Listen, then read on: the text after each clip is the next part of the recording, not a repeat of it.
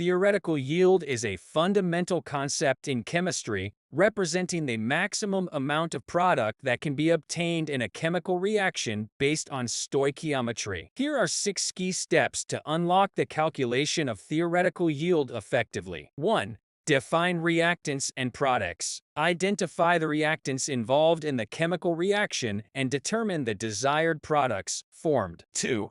Balance the chemical equation. Ensure the chemical equation is balanced to reflect the conservation of mass with the same number of atoms of each element on both sides of the equation. 3. Determine stoichiometric ratios. Use the coefficients from the balanced equation to establish the stoichiometric ratios between reactants and products. 4.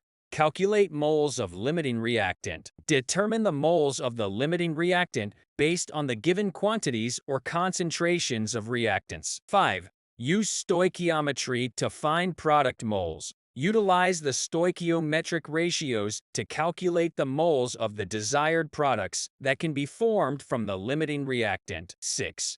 Convert moles to mass. Convert the calculated moles of the products to mass using the molar mass of the compounds to obtain the theoretical yield. Conclusion: by following these 6 key steps, chemists and researchers can perform precise calculations of theoretical yield, facilitating better understanding and control of chemical reactions. I hope that you liked the video and do follow our channel for more professional and business tips and other interesting videos. Thank you and goodbye.